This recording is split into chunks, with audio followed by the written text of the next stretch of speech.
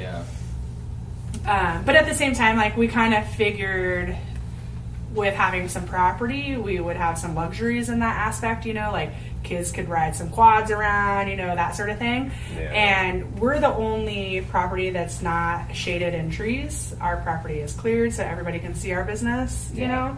Everybody else is pretty shaded by trees. They can do whatever they want behind the smoke screen. And so we had the HOA get a hold of us when Jen and the kids and Derek were all up there and they were riding quads, having a barbecue. We were out of town. And they called us and they're like, hey, you know, you're not supposed to be, you know, riding quads on your property, blah, blah, blah. It was a Saturday afternoon. Yeah. And so I told Matt, he got the call, he told me, and I said, well, you know what? You need to tell them what's the fine going to be because I don't care. Yeah. The kids can ride the quads and, you know, whatever. And they didn't know what the fine was going to be. Well, see, that's a lot. So it was that's a sticking point with a lot of these No. HOAs. Like when they threaten you with fines or threaten What you is with it? whatever. Bill me. What's the fee? What's the fine? Where is it written what the fine is? Because a lot of the HOAs don't have those fine schedules defined in their rules. Yeah.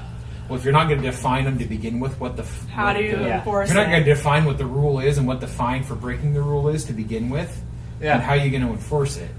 When seeing like You know? Matt's been That's going- like I got a special account just for fines. That yeah, I'll exactly. pay. Yeah. For In real. fact, today, right before this afternoon, before we came here, I went and bought $400 worth of trees that I'm going to plant out front, Yeah. Yeah. so they can't see Get them in laurels the or something. Well- they grow up big and fast. Yeah, you didn't buy Yeah. trees that are going to take 25 years No, to we get got No. a foot tall, right? Leyland cypress evergreens. They grow They're 3 feet 3 foot, around and 3 3 foot. feet tall every year.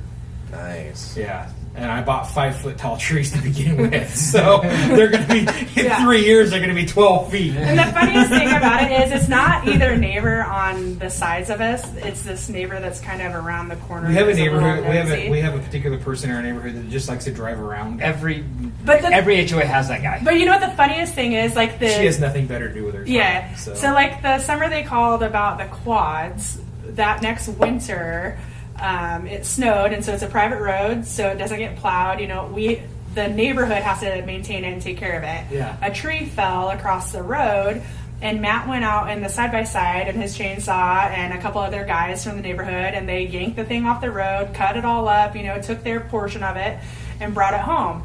So they're bitching about the freaking quads, and like when we drive our UTV around to take our fucking garbage cans down, Yeah. you know, the chick is like, what's going on? Really? But yet when it was of their convenience for Matt to be out there, you know, helping plow the roads and take the tree out of the roadway, it was like, oh, so now it's okay? You can't have it both ways. No, Either at some it's- point you got to plow their driveway so it's thick. Right, because exactly. in Granite Falls, they've made ATVs and UTVs street legal. Yeah. And they're working on it in Snohomish County. But the HOA is saying, well, these are our private roads and we can allow it or not allow it as we see fit. And my We're point like, of view no, we're is, licensed. We're legal. mine is legal for street use. Yeah. You know, it's... Yeah, if it's legal for street use, it should be fine. You know, for so there ain't nothing you We can pay say to tax me on it. about Yeah. whether I can drive it or not, you know? Yeah, you're paying what you need to pay. And I told the gal that in the meeting when she was like, "Oh, we just want to be clear that side-by-sides are considered an ATV and they're not allowed on our roads." And I said, Until you got I'll it. remember that when you guys are stuck in the ditch and the trees are down and I'm the only one getting to work because I've lived in the country 99% of my life. Yeah. You know? I'll just fucking pay the fine. Yeah. Yeah, exactly. No, that's a lesson I learned. We were going to float the river. Matt's birthday quite a few years ago, and we're going to float the river, and we got down to River Meadows to park the car, and all of my people in their rigs got into the park and they stopped me. I And they're- was too hungover to go on this Yeah. river float, so I did not participate. Yeah. Happy birthday, man. right? And so they stopped me and they're like, parking lot's full. You can't park down here. And I said, you just let all my people in. And they're like, it doesn't matter. Like, you can't park here. You need to go find somewhere else to park. I'm like, you just let all of my people in. Like, I'm the last car of the group of friends that I'm going to go with. Like, I need to get in here. And they're like, well, if you park in here illegally when we told you not to park, we're going to give you a ticket. And I'm like, how much is the ticket going to be? Because I'm going to go over there and park. And meanwhile, a person in my car had called everybody else And so everybody kind of scooched up, and they're like, we've got you a spot right here. And so I'm trying to tell the guys, I'm like, they've got me a spot, like, I'm good, whatever. And they're like, still arguing with me about it. And I said, here's the deal. I'm going to tell you what's going to happen right now. I'm going to drive past you, and I'm going to go park over here. If you would like to leave me a ticket on my windshield, you go right ahead, because I don't care. I'm going to flood the river. And they're just like, okay, go through. That's which is crazy. We just saw the donut eyes. Jesus Christ. Yeah, when we bought our house, there were still like probably 8 houses that still need to be built in the neighborhood, and they can't start the HOA until the neighborhood's complete. Right. And so I told Mary, I was like, you want to paint the house hot pink, have a fucking do it now. Anything ridiculous that you want. Yeah. It's like, we need to do it right now, so it's grandfathered in. Yeah. If you That's want at our palm old trees in the house. front yard. Yeah. At our old house when we built the fence, there wasn't any. So that neighborhood was brand new, so we're developing the HOA rules, and so our house is backed up to a wetland. And a little birdie kind of told us, like, if you want to put your fence in now and you want to push it back, basically as far as you can get it right up to that line of the wetlands, Do it. they're like, you should do it now before the rules come in, and we did exactly so that. we had fences built. Some guy had a massive shop built that would never have been allowed in the HOA. They did all of that, got all of that stuff in before the HOA took effect, because he didn't want to have any issues with it. Yeah. Get it done. So That's they've got their perks though. Like my dad's always telling stories. One morning he was sitting at his house. They don't live in an HOA, obviously, up on the mountain loop. And my mom comes in all worried one night, letting the dogs out, and she hears the gate out back on their, because they have kind of 2 driveways. yeah. She hears the gate creaking, and my dad goes out there, and there's some fucking junkie sitting in his car doing whatever and shooting up in the driveway or whatever. And he tells my dad he's having car troubles and whatnot, but it's running. Yeah. And the Trouble is I'm not high. The guy starts freaking out. Hey man, what do you got? I don't want to. I'm on a right of way, and you can't kick me out of here. And my dad's like, no, you're on private property. I can kick you out of here. If you want to deal with the sheriff, he's on his way, because I've already called him, or you can deal with me. Doesn't matter. But either way, you're leaving now. And the guy's like, oh, this is not private property, and this and that. And, the guy starts running around his car. My dad's like, get back in your car and get the hell out of here. And, oh, you can't be serious, man. You're just crazy old man living out here in the woods. My dad, typically living in the woods, has always got some type of self-protection device on him.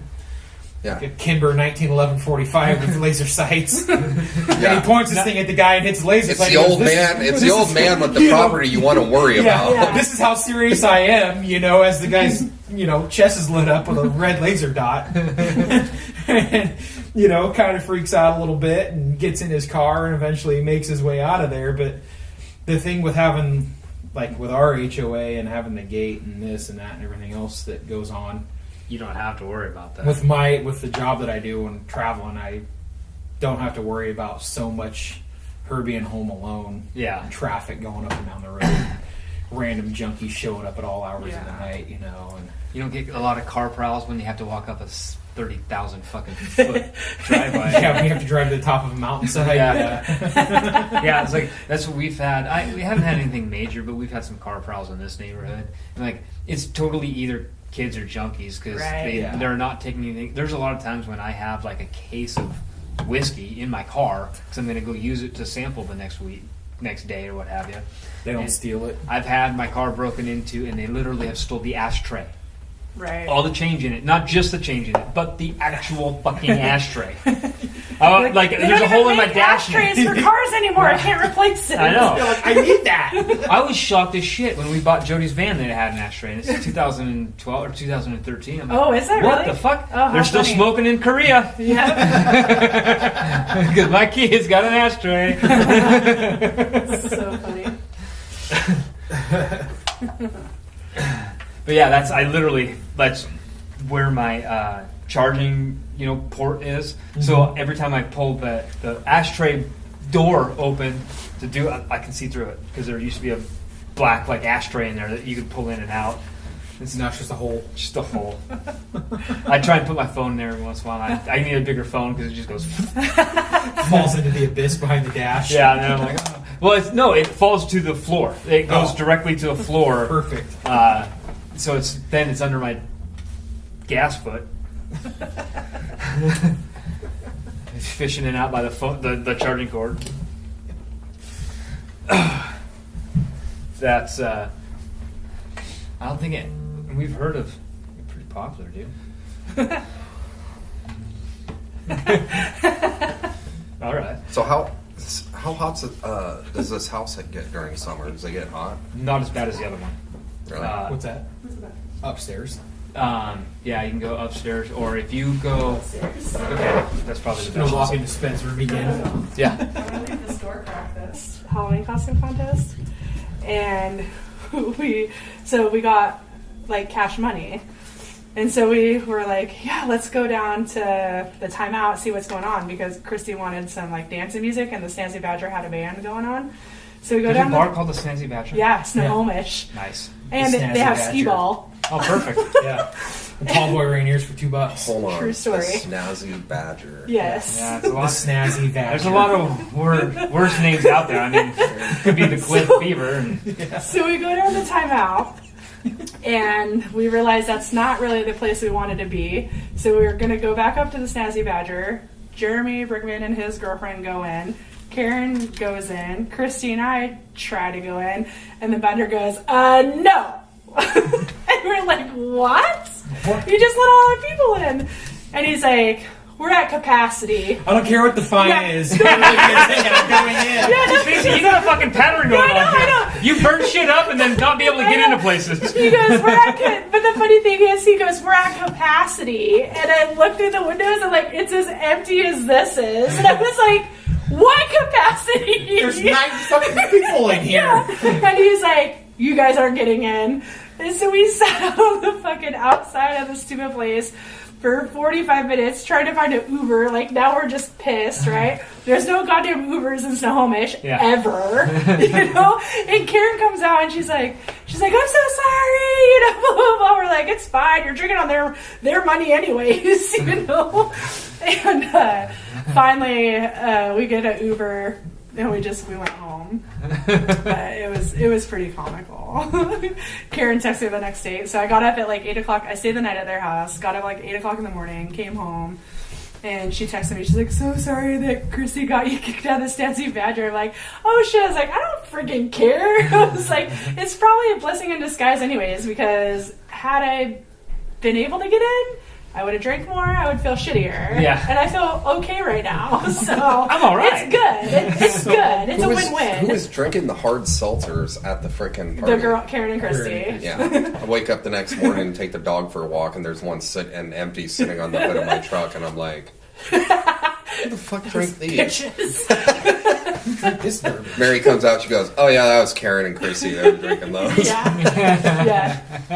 Hey, you guys left like a whole case of that shit. Oh, They really? leave a whole Yeah. case of that Yeah. shit everywhere they go. Yeah. I dug a bunch out of the bottom of my boat when I winterized it too. Dude, so what was it the other night? I cracked it open and I was like, all right, I gotta try these, you know. I haven't tried them. Are they super Don't. sweet? Don't. I'd Yeah. rather drink Zima. Oh, Zima's back. Did you know that? Yeah. My brother bought some for Eli's pool party in the summer. Nice. I go to Eli's house to his freaking pool party. He's having like this housewarming, I don't forget. I think it's just like a housewarming barbecue kind of thing. So I finally get over there. My brother's like, look at what I got. And he pulls out this Zima out of the cooler and I was like, what? He goes, yeah, it's like the retro pack or something. Bringing it back. I'm bringing it back. He's wearing 1974 basketball shorts. Yeah. That's. I haven't tried any of those seltzers either, but I drink like vodka seltzers all the time, and I totally get why they would market it that way. But Yeah. you can buy seltzer for like nothing and vodka. Like when I'm doing the vodka, I'm not. Yeah, but I'm see, not doing the best vodka. the in the world. vodka 13 bucks. that. But at the same time, like, it's up to you to pour the vodka. True. Right? Yeah, the ones at the end are. I've heard your Tito story. I can't do it. Somebody here has no self-control and has found the bottle of Tito